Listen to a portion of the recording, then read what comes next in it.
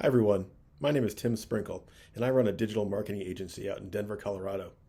That experience has informed what has become my wicked problem over the last couple of years, namely that artificial intelligence, or AI, is eating our lunch in the creative fields. It can do much of the same work that we do, complete projects much faster, and often deliver acceptable client results at low or no cost. That's a problem for us and many others like us because creative work matters. Art, literature, music, they resonate with us because they're all ways that humans have connected with each other and have done so for centuries. That's also why advertising and marketing are effective. It's all about connection. AI holds great potential to simplify and reduce the costs associated with all these activities, but at a risk of dampening their effectiveness. This will impact businesses of all types and, quite frankly, make the world a more saturated and less interesting place. But it does not need to be this way. AI and human creativity can coexist. And that leads me to my wicked problem, which is focused on integrating human creative talents with AI technology in the creative industries, demonstrating the value proposition of existing talent while fully integrating AI into the creative process. It's a lot, and getting there won't be easy, but it's critically important that we take these steps now and get it right before it's too late. To make sense of all this, we'll start by looking at what I call the trouble with AI. These technologies are capable of doing many amazing things, and they're getting better every day, but there are downsides to these developments, and we'll take a look at a few of them. Then we'll talk about why this is such a problem in the creative services. A lot of it is related to the basic business model itself, which has honestly not changed for decades, and then the ways that AI is upending that model for both firms as well as their clients. Then we'll talk about a potential solution to this mess. The industry needs to adapt to this new landscape, and soon, if it wants to fully embrace the transformational potential of AI. Finally, we'll consider where do we go from here, and what the creative agency model of the future might look like. But first, some history. On November 30th, 2022, you might remember this, a new chapter in technology began when OpenAI released ChatGPT to the public. For the first time, we had a generative AI engine in the hands of the general public. Overnight, people started using it to draft emails, create wacky new images, and just test out its creative capabilities. It was fun, it was low risk, it was a new toy to play with. And then, as now, sometimes the results can be funny. The image on this slide is from Google AI's Gemini image generator from this week, and it is apparently what the AI thinks the College of William & Mary's campus looks like. My favorite part is that hole in the middle of the green, which I can only assume is the system's take on the word sunken garden. But these types of results are not unusual when working with AI. These systems are still learning the ins and outs of how to create realistic images, copy, and other creative works. As seen here, it can be literal to a fault. No, that's not what salmon fishing looks like, or what the 1980s TV show Knight Rider was all about.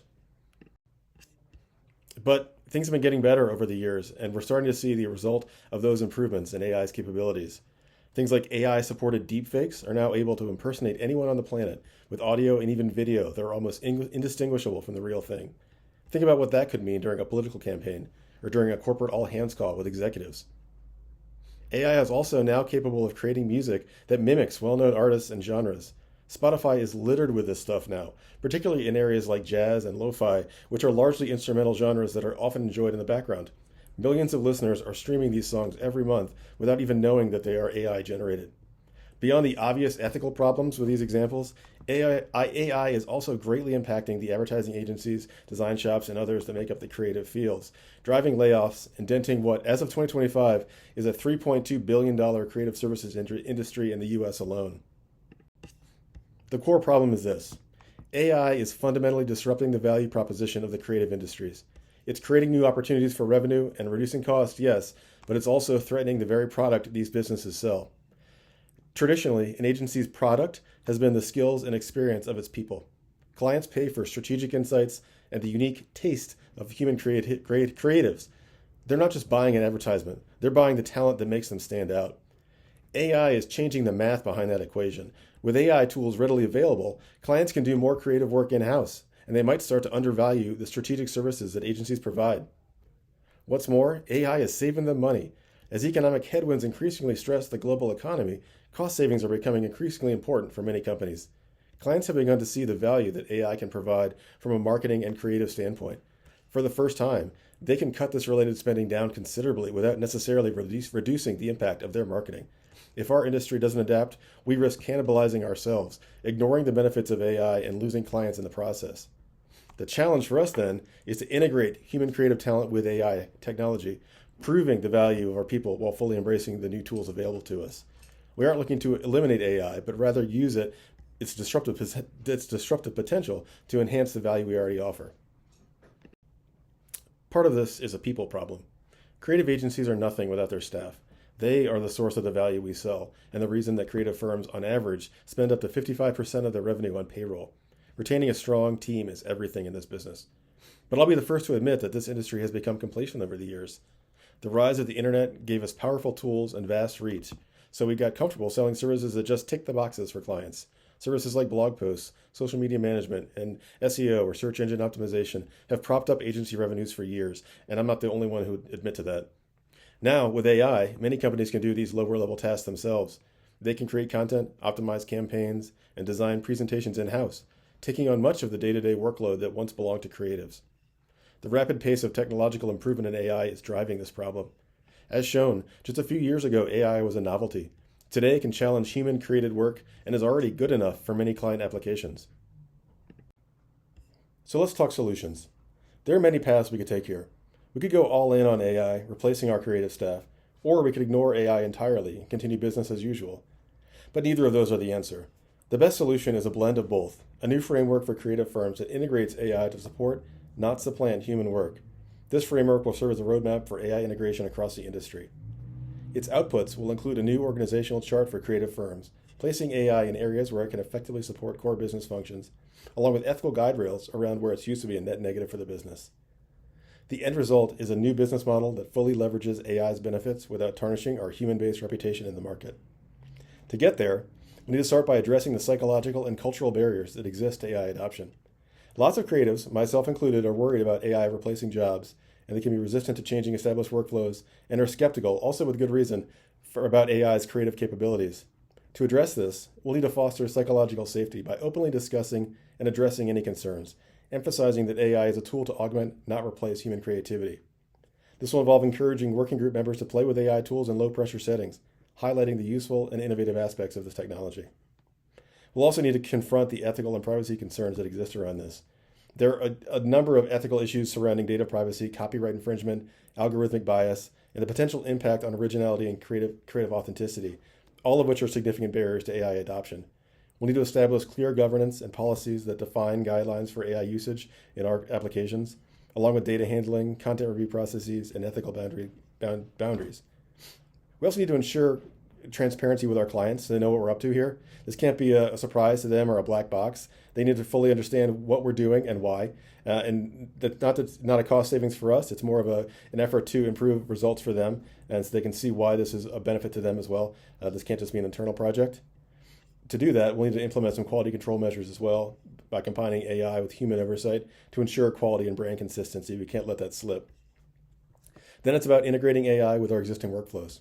There's a lot of new tech involved here that will need to be sorted out, and to make sense of where AI should fit in, we need to choose some scalable and compatible tools that integrate seamlessly with our current software and platforms and can scale alongside our agency's growth. We'll start with some pilot projects. We'll begin small, focused projects to test different AI capabilities and limitations before scaling implementation across the organization. We'll also need to foster a culture of data readiness, and this is something that's new to the creative fields. We need to ensure the data quality and accessibility that we have access to by centralizing and cleaning our data.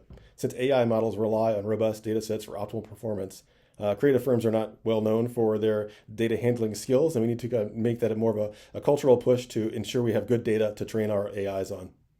Finally, we need to bridge the skill gap.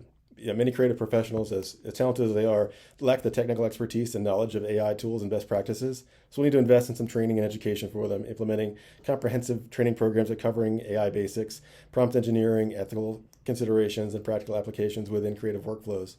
We'll also need to implement some continuous learning to encourage staff to stay updated on the evolving AI landscape through workshops, online courses, industry events, and publications. All of this needs to start with low-risk, high-reward tasks. We won't jump to the front of the line here. We need to begin by automating repetitive tasks like resizing assets or generating basic content drafts to build some familiarity around AI and demonstrate its value. To make this happen, we need to work through 4 key phases. In phase 1, we'll develop key partnerships. We'll partner with AI companies like OpenAI and Google to access cutting-edge technologies. We'll also work with tech firms like NVIDIA and Amazon Web Services for the hardware and software we'll need to run these new tools. In addition to this, we'll reach out to others in the industry to partner up and bounce ideas off of each other, in part to help drive this project forward, but also eventually lead to better buy-in across the industry as we work through this together. In phase 2, we'll gather key resources. We'll audit our current systems to verify what we have and what we need. Then we'll select the right AI-compatible technologies to support our plans. Finally, choosing a project management platform to help with the organizational changes. In phase 3, it'll be about AI tool and process development. We'll research best practices for human AI collaboration, and with feedback from our creative teams and other partners, we'll design new processes that emphasize human oversight and validation. We'll identify existing AI tools that are relevant to our work and launch small-scale pilot programs with volunteer teams. Based on these pilots, we'll determine where we need to build our own proprietary AI solutions. And in phase 4, it's all about measurement and rollout. We'll map out milestones and set clear metrics to measure success at each stage of this process. This will include KPIs like client satisfaction scores and cost savings, and we'll track them continuously to quantify the impact of this project. Finally, we'll create a phased rollout plan with workshops and training programs to ensure our teams adopt the new workflows and fully understand how everything works and what it brings to our overall value proposition. The goal here is to foster a mindset of augmentation, not replacement. This solution offers the best of both worlds. It embraces the growing power of AI while recognizing the profound impact it's having on our industry's value proposition. Done right, this framework will enable us to deliver better, more effective services to our clients at lower cost. This new framework for AI integration isn't just about solving a wicked problem. It's a blueprint for how creative agencies can thrive in an AI-focused world. We are crafting a way to fully integrate AI into the creative process while simultaneously highlighting the irreplaceable value of human talent in this industry. This framework aims to demonstrate a clear value proposition for AI that complements rather than competes with existing creative talent and business models. It's also just the beginning. We're past the point of AI being a nice-to-have feature in the creative fields. It's now required, and I firmly believe that over the next few years, those firms that overlook this technology, decide they don't need to incorporate AI, will fall further and farther behind the rest of the industry and potentially lose business and lose revenue. Our goal here is to enable companies to make informed decisions about AI now to support growth tomorrow. And because of its scalability, this solution can be a marketable asset for other agencies also navigating this new reality. We're not alone in this, we know that, and we have an opportunity here to not only secure our own future, but to lead the entire industry into a new era of AI-powered creativity. This is a big change, a big swing, but I believe it's one that will lead us to a brighter, more innovative future for the creative industries. Thank you.